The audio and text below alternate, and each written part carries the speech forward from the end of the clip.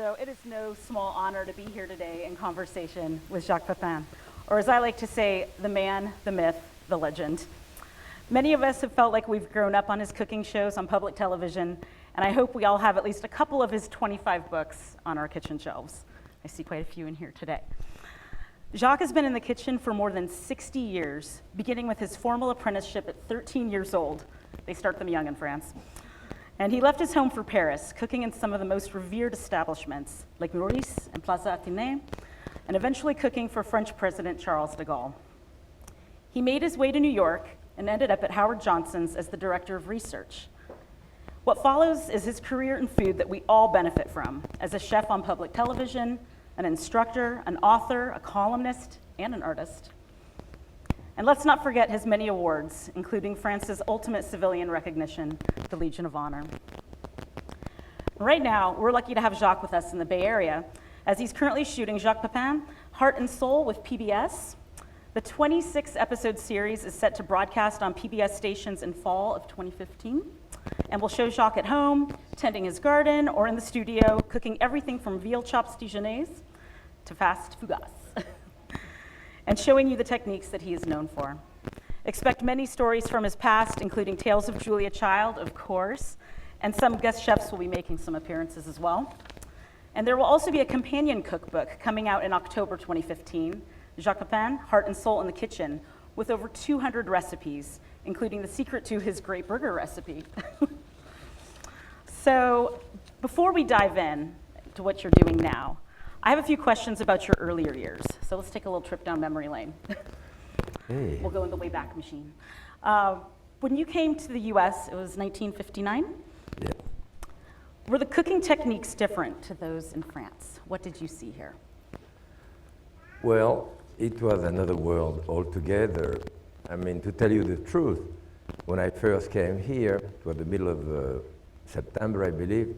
The day after, I started at the Pavilion in New York, and the Pavilion was the quintessential French restaurant, considered the greatest French restaurant in America.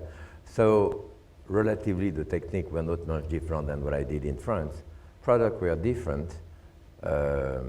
We lived, my friend Jean-Claude and I joined me pretty soon. We had an apartment on the 50th and First Avenue. And on First Avenue, that's where I met my first supermarket. Never been in a supermarket before, and it was kind of the beginning here. So a lot of package, but no mushroom, no parsley. But the meat was great. I mean, the beef, lamb, inexpensive, lobster too. But products were different. I mean, certainly when you cook as a chef, you know, you cook by taste. You don't cook by recipe. I mean, the recipe is purely a typewritten page, which doesn't really mean much. So you go behind this and doing lobster soufflé in Paris at the Plaza Athénée and doing it in New York in order to achieve the same taste. Ingredients have to be different. You keep testing. I mean, the tarragon, other type of thing have much less taste, so you put more. Ultimately, fine, you reach the taste that you want. But what was your question? So it was about the techniques that you found here. Well, right. And no, otherwise the technique were this. Of course, when I left Howard Johnson, when I left the Pavilion, went to Howard Johnson, that was a different world. You know, a world that I knew nothing about. Mass production, you know, chemistry of food. I never heard word like coliform or bacteria. So anyway, learn about mass marketing and so forth. So that was very useful for me later on in life when I opened restaurant and did other things. Yeah. Very different experience. And when you were the personal chef for Charles de Gaulle, what was one of his favorite dishes? Well, someone introduced me a few weeks ago and said that man was chef to 3 French presidents. The 3 of them are dead. So it's true, they are dead. Well, when you deal with the president, of course, I dealt with Madame de Gaulle for the menu of the week, maybe Secretary of State, whatever, the family, and certainly the Sunday meal was very important. They were very devout Catholic, and after church on Sunday, there will be the whole family, 10, 12 people, children, grandchildren, and so forth. And for that, it was the menu that she wanted. cook the way she wanted. She wanted a leg of lamb, not too rare, no good for the blood of the president, whatever. So it was the way she wanted. And I have to add even that every week I did my accounting, whatever we spent during the week, to pay the supplier and so forth. And that Sunday meal had to come from their own pocket. They wanted to pay for it themselves, even though they were not very wealthy. So it was a question of, at least ethical or moral, that was the president. When you deal with a state dinner, I served people like Eisenhower at the time, Macmillan, Nehru, Tito, those were head of state at the time. Then you deal with the protocol, that is someone come see you and say, okay, like for a President Eisenhower, they say, okay, the president already, they have 2 or 3 meals together, either at the American embassy, whatever, they already served that fish, that, so you don't want to duplicate those things. Or it's a short lunch, it has to be 45 minutes, or it's a complicated dinner, it has to be 2.5 hours, different course and so forth. So they give you, and then in addition to this, there is other requirement. For example, you're not going to serve a roasted pork to the King of Morocco, or so they tell you, no, there's this. And within that frame range, then you choose a menu, duplicate too. So at that point, it's much less the taste of the president than what the event the needed. affair itself, yeah. So how did you make the segue from chef for the President of France to TV star? And how did you make your way to public television? Could you share that story with us? I guess it was luck. I don't know. It was when I came to America, still, 50 years ago, the cook, chef, was really at the bottom of the social scale. And any good mother would have wanted her child to marry a lawyer or a doctor, but certainly not a cook. Now we are genius. I don't know what happened exactly, but things changed a great deal. I have to say that after Nouvelle Cuisine in the 70s, late 60s, because of maybe late 60s started to change, women liberation, organic food, health food store. There was a social change, which maybe react again the TV dinner of the 50s and so forth. So things started to change. Prior to that time, I didn't know any white American chef. The only chef that I knew cooked with me were the kid I worked with at Howard Johnson, which were, very often African American. And all the chefs that I knew in New York, big restaurants, were German, Swiss, Italian, French. There was no kid who get into that business. And then the thing exploded and changed. And there are extraordinary chefs in this country now. So it was very, very different. And for me, I work at Howard Johnson. I learned a great deal in terms of production. That's what I could open the World Trade Center after with Joe Baum. Then I was a consultant for the Russian Tea Room in New York. I opened a restaurant on Fifth Avenue called La Potagerie in 1970. Again, mass production. I could not have done that if I hadn't had the training of Howard Johnson. And I don't know, I start writing. I was friend with, 3 months, 6 months maybe after I was here, I met Craig Claiborne, who started at the New York Times, came to the Pavilion. Yeah, I was still at the Pavilion, so maybe 3-4 months after I was here. And I became friend with Craig. He introduced me to Helen McCulley. She was the food editor of McCall House Beautiful, and she was never married, never have any kids, so she kind of became my surrogate mother. Don't wear those stupid socks you wear in France. Don't do this, don't do that. Anyway, she gave you American training. Yeah. And through Helen told me one day, oh, I have that manuscript I just received here from someone who wrote that cookbook. You want to take a look at it? I look, I said, that's pretty good. She said, well, it's a woman, she lives in California, she's coming next week. You want to cook for her? I said, sure. And she said she's a very tall woman with a terrible voice. Of course, that was Julia. So that's how I met Julia. And Helen spoke with James Beard like twice a day about anything going on in the food world. My point is that less than 6 months after I was here, I knew kind of the trinity of cooking, which was Craig Claiborne, James Beard, Julia Child. So you can see that the food world was very, very small at the time. It was totally different. So I started writing, because Helen was writing for House Beautiful and so forth, and I started doing column. She pushed me into writing a little more, and that led to one thing to another. And I don't even know how I came on to do television, but you know, doing one show or another, I was asked to go one place or another. Actually, I did a series in 1982, I believe, in Jacksonville, Florida, called Everyday Cooking.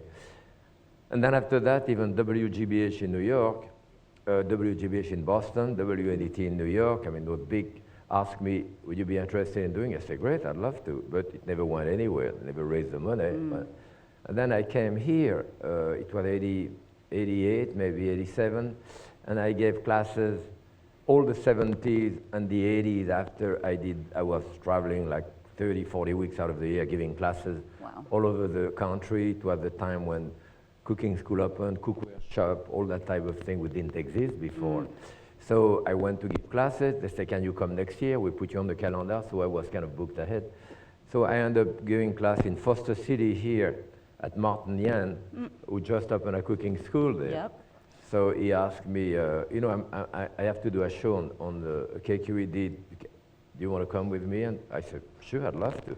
So I came there, did that show with him too, and Marjorie Poor, was the executive producer at the time, told me, you know, maybe a week later, called me and said, would you be interested in doing a series with us? I said, sure, I'd love to. I didn't really expect it to fly, but they raised the money. I did it, and I've been there over 25 years. So. Incredible. Right. So tell us a little bit about a day in the life of filming right now at KQED. I understand you are on quite a schedule. Well, yes, I mean, we do 2 or 3 shows a day. Yesterday we did 3, day before 2, day before 3. So yes, it's pretty intense. The point is that it's very well organized. We're a fantastic team. I mean, Tina Salter, the producer, you know, Paul Swanson is the director, and we have a big, big team.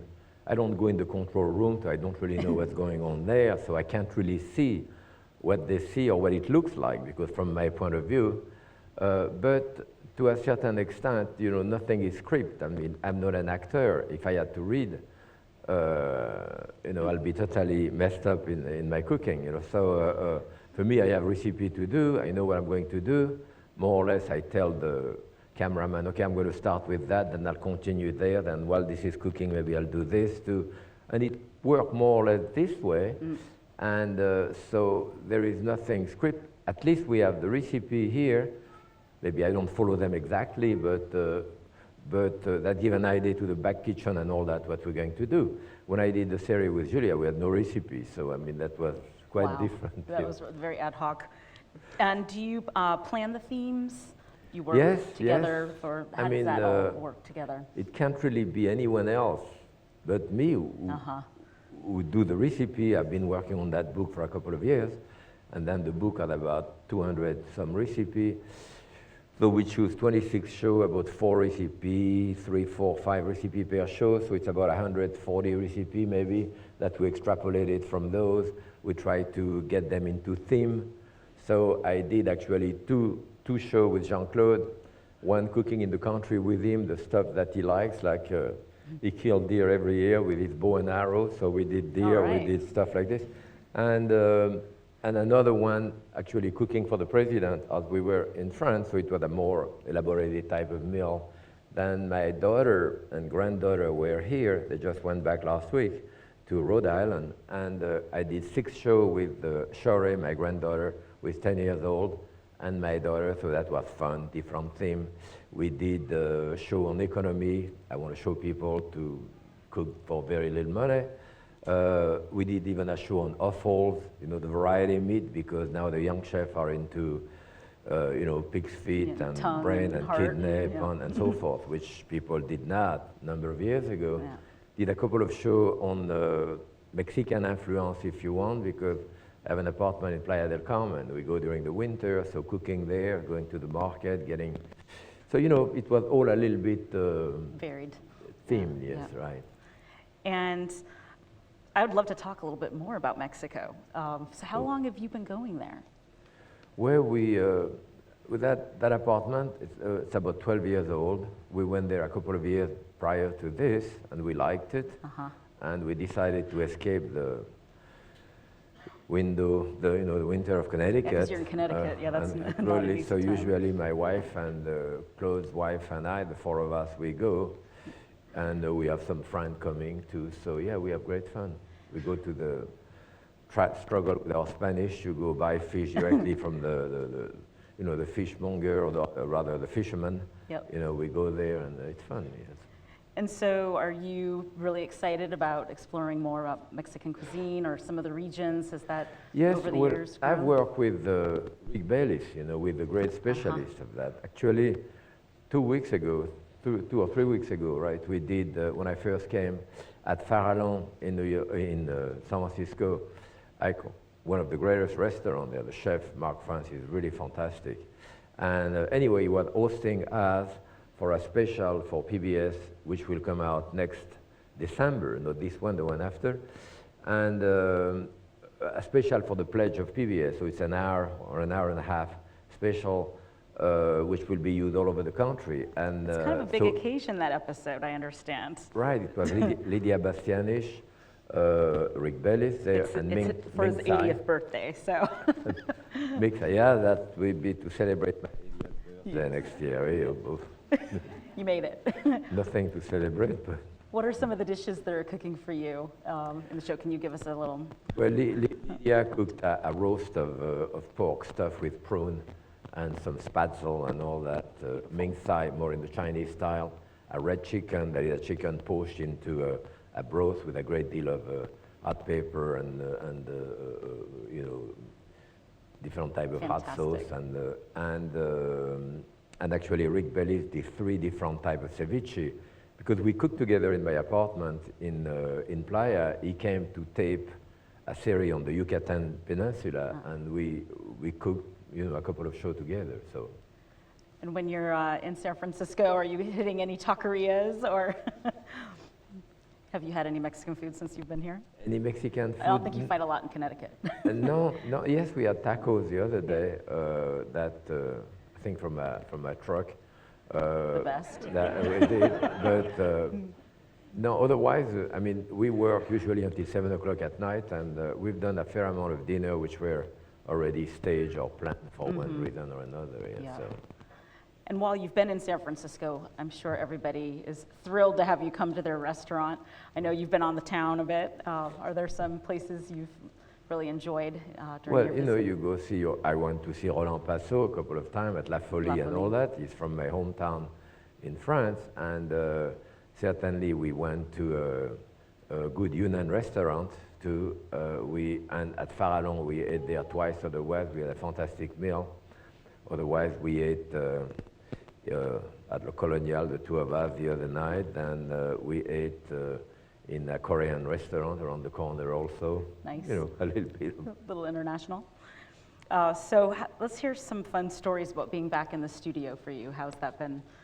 Good times with the crew? The studio, no, it's fun. It's a lot of pressure, but as I said, we don't really have anything structured, but to a certain extent, or no script or anything like that. So I can't really. I know that I'm going to talk about chicken or about broccoli, but I don't really know what I'm going to say until until we start. And I'm trying to explain. Still, when I cook, I still try to show the process of cooking. I still try to explain the technique.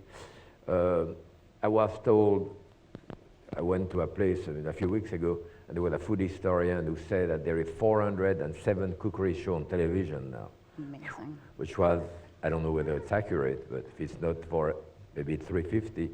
In any case, a great deal of those are, a reality show, fighting type. Competition. And it's fine, it's different, but this is not what I do. I still try to teach a little bit and all that. And I'm sure a lot of people look at it and say, that guy is really boring too. Fine, doesn't really matter.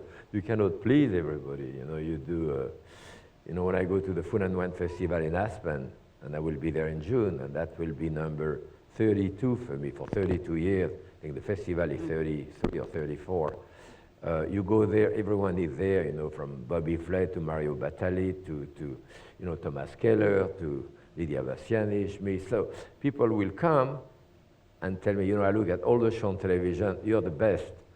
And why do they tell me that? Because the people who don't like me don't come and talk to me. It's only the people who like me who come and talk to me. They go to Bobby Flay and say, I look at all the shows, you're the greatest and so far. And that's fine, That's the way it should be. Everyone kind of relate to someone and it worked well on that. Yeah.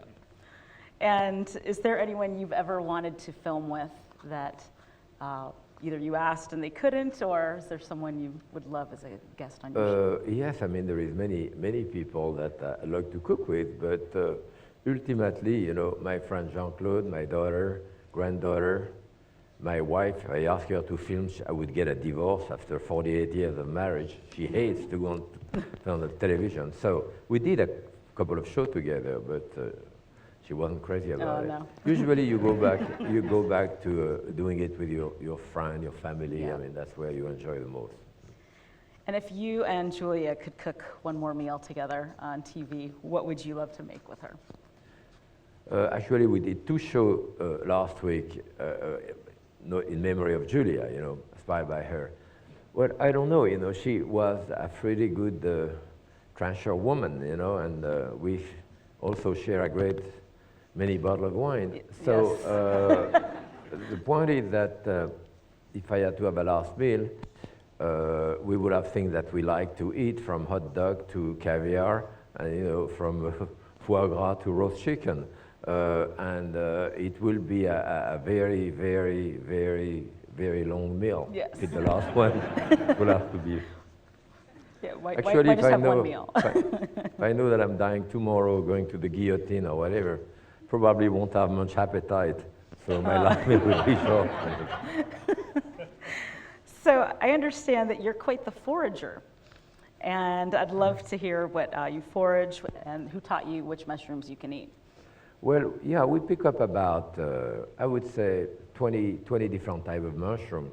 There is over 4,000 types of mushroom in the wood, so, and if you don't know it, especially in the Amanita family, there's a lot of deadly mushroom, so you have to, you have to be careful. I mean, for me, I have my wife taste it, so it's fine. I'm kidding. Just kidding.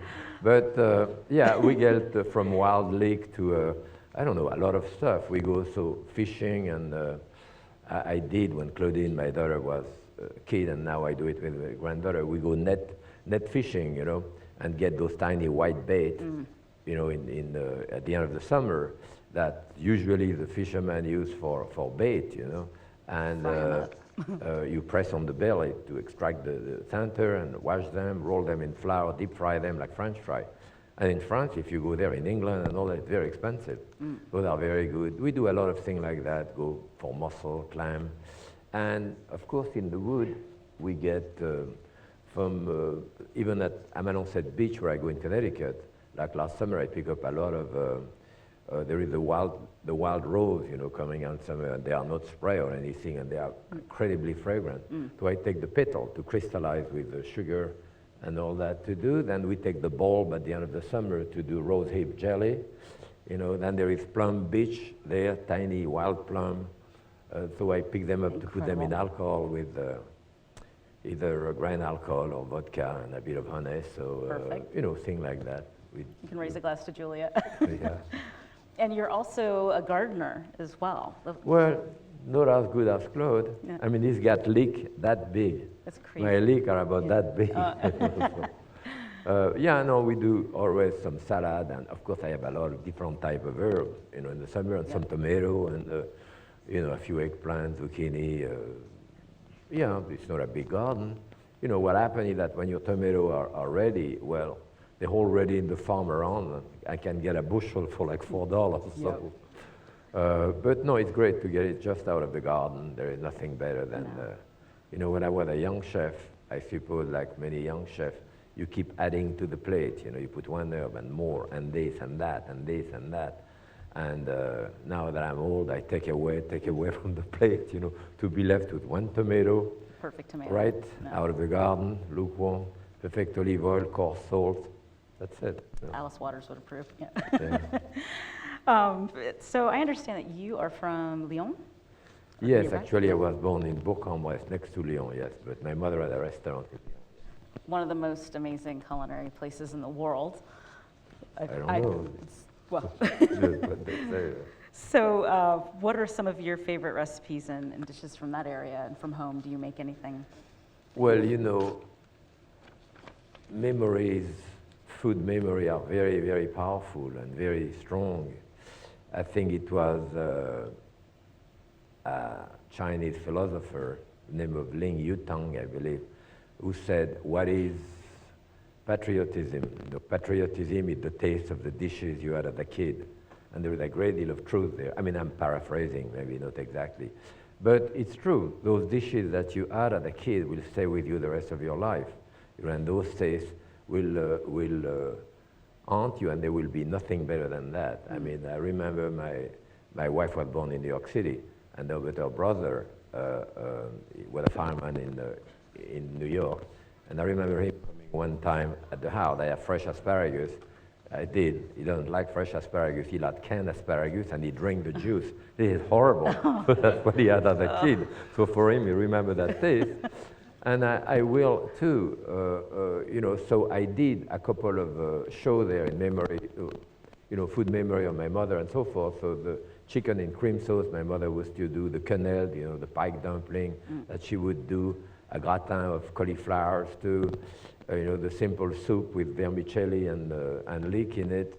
All of those dishes, and did the same thing with Claudine, my daughter. You know, she had dishes in her head, and for her, this is what the great food is, and we are all like this. So, you know, when you look at different people and different ethnic group, different cuisine, you know, you have to understand that even a cuisine, I did a fair amount of time in West Africa, for example, then you have a thieboudienne or different type of broken rice, and you say it's not very good, pretty dry too. But if you add that as a child, this is a very essential dish for you, and those memories are there to stay. Forever. So.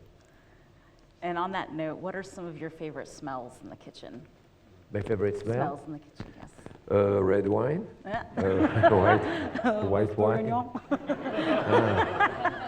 No, you know, leek and potato soup, when it's cooked, it smells very special. A chicken, when it's really roasting in the oven. As a chef, you use your senses, not only your eyes, even your ear. Can go in front of the oven and tell you the chicken is cooked, just hearing it. At some point, you know, the fat of the chicken come out and it starts frying a little bit, and there is another sound and it's roasting. So, you know, by habit, you use all those kind of senses. Say yes, so those smell, and you tell you the quality of the chicken or a squab or a duck when it comes from a farm, and really organic and good. It smells quite different than the square thing with plastic on top. Yeah. That is called a chicken in the supermarket. Doesn't have any feet, doesn't have any head or anything like this. And so what do you think are 5 dishes that every good home cook should know how to do well? Well, you should know how to cook an egg well. I mean, eggs, for me, I could live with eggs. Cheers. And when we were a kid, we get our protein much more from egg than with meat because it was less expensive. So gratin of eggs, you know, I did some on the show. In fact, gratin of egg with Swiss chard underneath, you know, cheese on top, that's hard-cooked eggs. Different type of omelette and all that are very important. So eggs, yes, certainly. Potato, I love potatoes. So potato and chicken, a roast potato, a roast chicken, you know, for me, it's still an essential dish, you know. And for dessert, maybe an apple tart. I mean, I go back to my mother and, you know, just the dough, the apples, sugar and butter on top, that's it. You know, things like that. A good salad, you know, a good vinaigrette is very important. A salad which is washed properly, which is drained properly, which is with the proper percentage of vinegar to oil, dash of mustard, bit of garlic, you know, in it. So a salad is really a thing that you go back to, you know. Again and again. Like that. And what are some dishes that your friends and family ask for you to make for them at home? A couple of favorites. Again, it's all different. You know, Claudine will come home and she wants me to do a cheese fondue, something like that, or a soup, because that's what she likes me to do. Yep. My granddaughter will ask me for something else. She'll don't ask me not for eggs too, but usually for maybe chocolate truffle or, you know, I mean, usually dessert. My wife loves offal, so my wife asked me to saute some kidney or calf's liver or whatever. And then when I had with Jean-Claude, and it's different. I mean, we'll do also very often a variety of meat or thing like that, but otherwise big roast and so forth. Perfect. So let's talk a little bit about wine, one of my favorite topics. I almost brought us some champagne earlier. I was like, it's 11 a.m. too early? No. Are you kidding? You know what time it is in France? It's yeah. 5 o'clock in the Yeah, my watch is always set to champagne o'clock, always. So I would love to hear some of your favorite wines to drink, maybe just some of your everyday drinking wines, maybe a few special occasion wines. What's your palate with wine? We are lucky. I mean, in New York, Connecticut, we get wine a really good price, and I rarely pay more than $12, $15 for a bottle of wine, and I can get really some great wine. I mean, for me, I go back to, I'm from Beaujolais, so I'm going back to that type of wine, maybe Côte du Rhône. I like a wine which I don't like the wine too hokey and all that. In the white, certainly, I like something crisp, relatively low in the 12.5% alcohol, you know. I like a great wine occasionally, you know, a great cold wine from California, or as well as a great French Bordeaux or whatever. But unfortunately, or fortunately, I guess, because of who I am, I'm invited, and people are going to give me 5 of those great wines in a row. Well, after the second one, you know, I want a Beaujolais or something like this. You know, one great one I remember. If I have too many, I don't remember. And likewise with the food, you know, I'm not crazy about menu degustation. You know, where you have nine different dishes, big like this. Each time you have that much wine that you have to analyze too. It's like going to work. You know, I want to go out with have a taco and a beer somewhere and relax. So, but I would love a glass of champagne, of course, and then after a white wine, and then a red wine, and that's about it in a meal, you know, not 9 in a row. I think it's too much. And my tastes are pretty simple, you know, not complicated. I mean, I'm not difficult to please. I'm satisfied with the best, which is, which I think one of my favorite quotes, yeah. Oscar Wilde said that, right? Wasn't it? Yes. I think, yes. So we also had some Google moderator questions that some people online wanted to ask you some questions. So I have one here that says, I love cooking and have had great success with a variety of recipes, including complex ones. However, I don't have confidence not using a recipe. How would you suggest venturing out without a recipe? How to develop a sense of seasoning to taste? First thing you do in the kitchen, you have a glass of wine. Cheers, yes. Good answer. Second thing you do, you have another glass of wine. After the recipe, it works out very easily. Everything tastes great. Don't worry too much. I mean, this is not, you know, brain surgery, and it's not because you forget, I don't know, put in the vanilla in your cake or something like that. You're not going to the guillotine or anything like this, you know, so fine. And if the chicken is a bit burned, you have a third glass of wine. Yes. By then, you don't really care. And then you have takeout. No. I remember I was making Christmas cookies, and the dough was sticking, and it was just a nightmare. And I called my dad, and he said, honey, first things first, did you pour yourself some bourbon? Yeah, right. He's like, why don't you drink that and call me in 5 minutes? You're too upset. No, it's true. You know, people say, how do I start? I said, do you have a friend who cook? I mean, everyone has a friend who cook. Say, okay, next time you're invited to her house or his house, you say, can I come an hour ahead? I want to cook with you. I'll bring a bottle of wine. And then you cook. You do something simple and build your confidence a little bit. Then you do it a few times, and then, I'm going to try on my own. And of course, if you have my recipe, you have no problem. But Yeah. Another person wanted to find out, what are your favorite or most important food items to have on hand? On hand, I mean, in my refrigeration, you're going to have eggs. I mean, of course, always. You are going to have certainly onion, leek, scallion. Cheese. When I can try to look in my refrigerator. Sriracha, I mean, some hot sauce, and truffle. Good. No. You know, I say a can of truffle, you use it.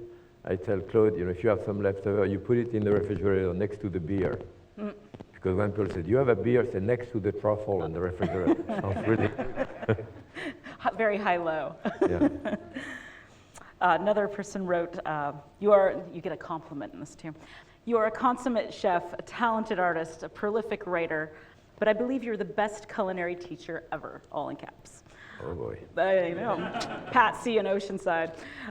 Which of your talents came the easiest to you, and which do you enjoy the most?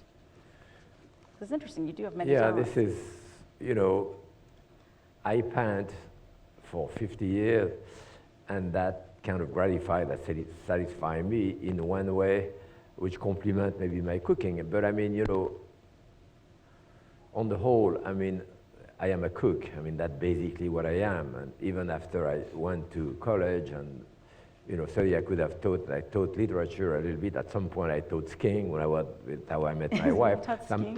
Where were you teaching skiing? Upstate New York, in the Catskills. That's when I was working in New York.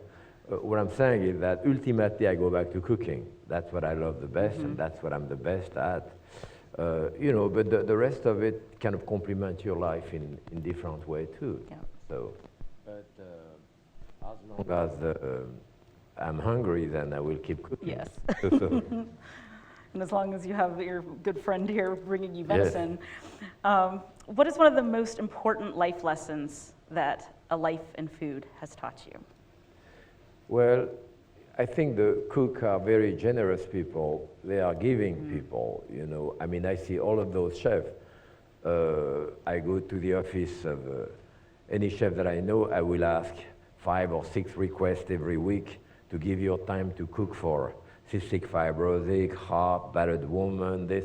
All of those organizations, you know, you want to raise money and someone want to talk about your, you know, the state of your heart. And so if you have to pay $200 for that, people won't come, but you have 10 chefs coming, cooking, and 5 winery and so forth, so people will pay for those. So a lot of those fundraising are done through food, and the chefs give a great deal of their time for that. The chefs are usually very generous, you know, with time, and this is part of who we are, because you cannot really cook differently. You know, you have to, for me, you have to be a technician first. You know, you have to know how to, that is, as a professional chef particularly. And if you happen to have talent, you know, like someone like Thomas Keller or Mark France, you know, at Farallon, then you take that knowledge you have in your hand, you take it farther. And if you put a bit of love into it, then you can really get to extraordinary food. I mean, you know, I paint for, what I say, many years, but I'm not a good technician in painting. I didn't spend years and years and years of my life, you know, learning the technique of painting. So I may start something, it come out halfway good, I'm happy with myself, sometimes I paint over, I say, you know, but I don't have as much control that I would have in the kitchen. Yet, however, if you spend 4 or 5 years in art school and learn the law of perspective and learn how to mix yellow and blue to make green, learn you do that with your thumb, you do that with a spatula too, then you learn all the trick of the trade if you want. And you can sit outside now and do one painting after another. Does that make you an artist? Not really. At that level, you're a good technician, you're a craftsman, you know. And likewise in the kitchen, you can spend a few years and really, and I know many chefs like that working pretty fast, good technician, they can run a kitchen. And they are relatively lousy cook. Some of them, you know, the food is not. So it's not, you can still run a place. Now, if you happen to have talent, however, and you're a good technician, then you can really take it higher, you know. Another person online wanted to find out, please tell us what you like the least and the most of how the internet has changed the world of cooking, the kitchen, and how we eat. Well, I have an iPod. No, iPhone, I mean. Good. And Claude doesn't have a computer, doesn't have an iPhone, doesn't have any of this. So the computer, I mean, has changed, of course, a great deal our life in the last 20 years, but for us, probably minimally in many ways. I mean, I send email, I do that type of thing, but otherwise I can rely on my wife, you know, to do that type of things. I don't really look at the computer very much. You know, I look at TV. I like TV, and usually I look at you know, either PBS or CNN or thing like this, or some old movie. But I am not very savvy with, I have to say, you know, unfortunately, with the computer, I haven't really learned much about it and spent much time with it. So. Are there any, Well, yeah. well, you were Question. on Top Chef as a judge. Yeah. Are there any TV shows that you like to watch, like with Anthony Bourdain, or? Yeah, I was on the Chew a couple of weeks ago, and I'm supposed to go again soon. I was on The Taste, yeah, that show of Anthony Bourdain there not too long ago, and I did a Top Chef a few times. But if I happen to know what it is, if I don't miss it, I will look at it. But most of the time, I miss it because you do it ahead, and I don't know when it comes. And even my show, occasionally my wife said Saturday, usually a PBS show, our show over the weekend. My wife said, "Oh, you're on at 4 o'clock this afternoon," so I may look at it. But very often we miss it because not there. You know, it's very exciting when you do a book or a television show that I'm doing. So you have all of that enthusiasm, excited. But by the time the book comes out, after all of it and the editing, so you don't even want to look at it. Yeah, you're done. And the television, the excitement is kind of gone. And you happen, yeah, it's coming out now, but You've already moved on to your next thing. yeah. What happened with PBS too? I am lucky enough to be in probably 90% of the market, and there is about 470 stations or so.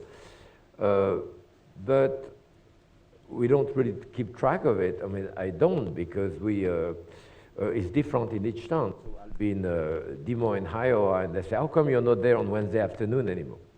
I don't even know I'm there on Wednesday afternoon. You know, the programmer take it in the different city and program the way they want. So I'll go somewhere, they show me twice a week, 3 times a week. I go another place, they don't show my show at all. So it's hard to track it down. Usually in Connecticut, it's on Saturday, and in New York, it's on Sunday. Yeah, and Long Island, it's on Monday for some reason, so. Yeah. And what do you think is one of the most exciting cities or cuisines to watch right now? Is there something you're... This is a leading question there. Yeah. Well, frankly, I don't think there is any place like New York. There is 24,000 restaurants in New York, and the amount of ethnicity, different type of group is just amazing, you know. But, and even not only in Manhattan, you go into, well, Brooklyn now, but yeah. in Queens, Totally. I mean, especially Asian food around Flushing. I went there on a little sentimental journey a few months ago for a magazine, the Magazine of Queens wanted to feature me on that because I worked for Howard Johnson 10 years. It was in Queens Village. At that point, we live in Flushing. So we went back to revisit those places. And I was amazed at the diversity, quality food, and how cheap it was. I have to say that San Francisco is pretty close behind too. I mean, it's, I don't know how many restaurants there is in San Francisco, but thousands. But you know, frankly, 20, 25 years ago, when food started erupting and so forth, it was East Coast, West Coast, New York, San Francisco. And then the center of the city, from Chicago to Philadelphia, you know, to Dallas, started going. And now you go to a very small town, and the chef, there has been so many cooking schools, the CIA, Culinary Institute of America, Johnson & Wales, and other thousand new chefs, which is different than it used to be. And those young chefs often go back to a small town somewhere in the middle and open a small restaurant there, which was, you know, was not done, you know, even 15, 20 years ago. Yeah. So it's very exciting Yeah. in that way. So in terms of some questions from the room, are we outfitted with a microphone? Yeah, I have one. Then, are you, Yeah, yeah, okay, they can okay. come up and ask Okay. yours. So if anyone has some questions for Jacques, please come on up to the mic.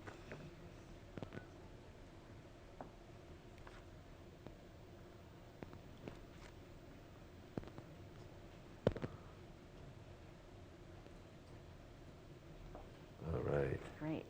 Just wanted to ask, what dish have you made the most? What dish have I done the most? Probably soup. You know, we always have soup at home during the winter too. Often what my wife called fridge soup up on the refrigerator, what there from salad leftover, a carrot, did that too. In fact, I remember the first series that I did on Today's Gourmet, called Today's Gourmet, it was in 1989, I believe, at KQED. And Claudine, my daughter, at that time was in college at BU. I teach at BU also for 32 years now. So Claudine was at BU, and she came to do a couple of shows with me, and Peter Stein was the producer at the time, and we finished, we went fast. He said, you have 3 minutes left, what can you do? I said, well, let's do a soup or whatever. So I went into the refrigerator, pick up a wilted carrot, a piece of thing. I tell Claudine, what do you have in your refrigerator at school? So she brought me all that stuff. She said, well, we throw that out. I said, So I did a soup or whatever I did with her. And it was one of the segments, I mean, people love the most. I mean, Love it. yeah, thank you. The relationships with people around me have had a profound influence on my cooking. I tend to try to perfect dishes that the people who I love.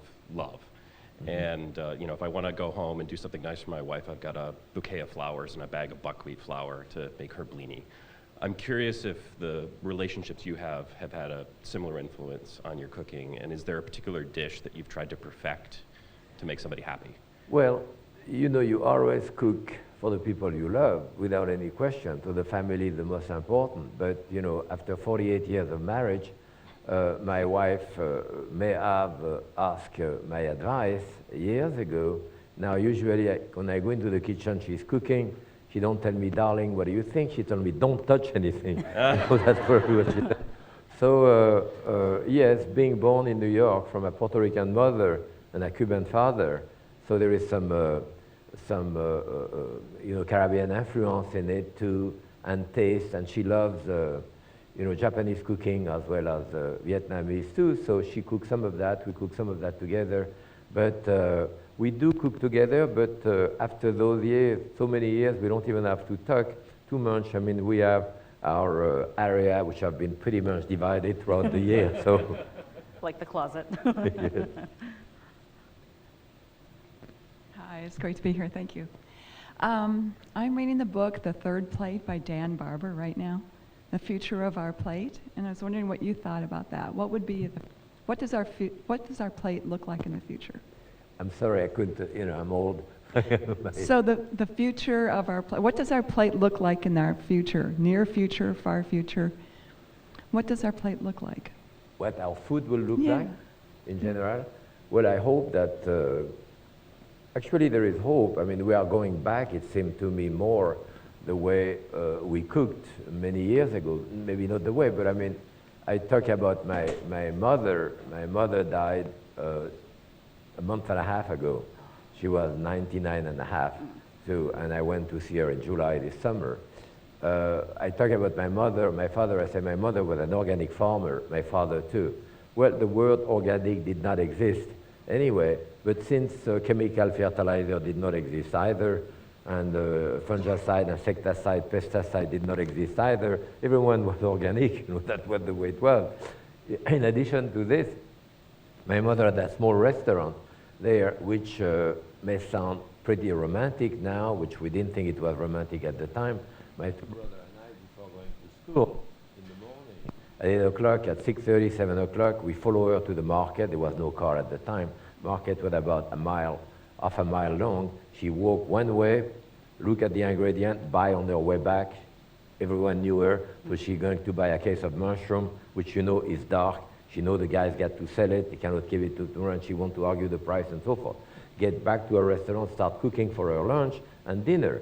Remember, there was no refrigeration at the time. There was an ice box, so she bought a block of ice every day to put her fish and her meat. But it had to be finished by the day, or vegetable too, so the day after everything was new again. Yeah. So all the products were organic because nothing else existed. It was not a big deal. And everything was fresh, and too, because you didn't have refrigeration or freezer. So it was a different type of thing. What was very menial and very ordinary at the time is coming back now, in a sense, with a vengeance of something very fancy too, organic food, local food, and stuff like this. But I mean, we can't to exaggerate in America, or going one end to the other end of the spectrum. And now you have an organic food. I've been in a restaurant where they bring the carrot to me and say, That carrot is called Nella. She was born on the 7th of December. Didn't eat the goddamn carrot, you know. So it can go a little too far this way too. I hope we get away from processed food. Processed food is the worst thing you can eat. I mean, if you start looking at what's in it, first you don't know what it is. And according to my grandmother, you should never eat anything you cannot recognize to start with, you know. And on those things, not only it becomes dangerous, the kids are eating this, and now I have seen young kids not only recognizing the product, but recognizing the color of the box. I want the red box, or I want the blue box. And by the time we get away from food, that munch, I mean, a kid should know that a chicken's got a head and feet. It's not a square thing with plastic on top. And so we try to teach the kid, take them to the garden, get stuff out of the ground to make them test it and so forth. And it's not that complicated, you know. I know my granddaughter, you know, she doesn't like to weed the garden, but she does a good job anyway. Anyway, so I hope the food of the future is more than the food of the past. And it seems that it's coming back. I mean, certainly here at Google, I have been here before at your restaurant. I was very impressed by the quality of the food that you serve, the employees too. I was even more impressed by the price. No one paid anything. So that's amazing. So, Thank you. thank you. More questions? Okay. So we are going to be looking forward to Heart and Soul launching thank in you. fall of 2015, and to take this wonderful trip through your memories and all these people in your life, and to see some of the places. Thank you very that are much. part of your I'm home. looking And- forward to it too. Yeah. And I hope I continue to do some show with my granddaughter and with my daughter, with my friend. And if not, it's okay. You know, the world of chef has changed tremendously. And as I said, when we get into that business, we didn't want into that business, quote, to become famous, because at that time, when we work in Paris, we go out dancing somewhere, and you invite a girl, and she says, what do? You say, I'm a cook, even at the Plaza Athénée, or the great place in Paris. It was pretty low on the social scale, you know. Now it's very, very different. And the chefs are recognized in many ways, you know, maybe too much. And I know that at the French Culinary Institute in New York, or at BU, when I'm there teaching, and you have students coming to talk to me for an exit interview, and they tell me, Chef, I have a great idea for a cooking show, you know, I have a great idea to do a book. They don't even know how to peel a carrot yet, you know, and so this is not the right reason to go into that business, because it's very likely that it will never happen, and you still work 12 hours a day, you still get a varicose vein by the time you're 40 years old, and you sweat a lot, and you work Saturday and Sunday.